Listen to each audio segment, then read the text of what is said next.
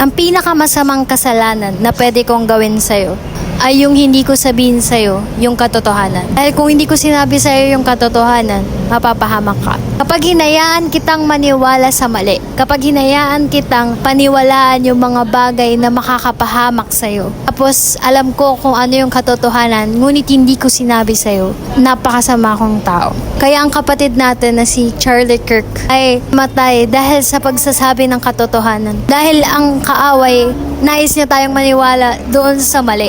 Nais ng kaaway na maniwala tayo sa mga kasinungalingan. Pero alam mo, napakabuti ng ating Panginoon. Sabi nga ni Paul, diba? For me to live is Christ and to die is gain. And now, I can see how grabe yung gain ng pagkamatay ngayon ni Charlie Kirk. Grabe, marami tao ngayon ang nakakilala sa Panginoon dahil sa mga old videos niya na nagba-viral ngayon. Mas lalong, yung mga hindi nakakilala kay Charlie Kirk, napapanood nila yung mga videos ni Charlie Kirk saan sinishare ni Charlie Kirk yung mga word of God. Mas lumalaga na patuloy yung salita ng Panginoon. Totoo talaga yung sinabi ni Paul, no? Nabubuhay tayo para i-share yung salita ng Panginoon, para ipakita sa mundo kung ano yung katotohanan, para i-share sa kanila yung totoong na maging katulad tayo ni Kristo. Kung tayo man ay mawala sa mundo, it is also a gain. It could also lead a lot of people to Christ. Grabe, thank you Lord, because meron tayong katulad ng ganitong mga tao na boldly na nagsishare. And I pray na tayong mga Christians ay hindi matakot kaaway. Naway hindi tayo matakot na i-share yung salita ng Panginoon kahit na ano man maging kapalit nito. Dahil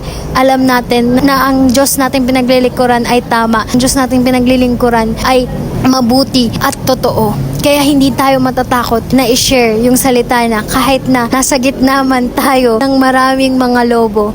Pero ang dakilang Panginoon na ating Diyos ay nasa sa atin at pinoprotektahan tayo. Hindi niya tayo iiwan ni pababayaan man. Yes, everyone, Ate Kate out.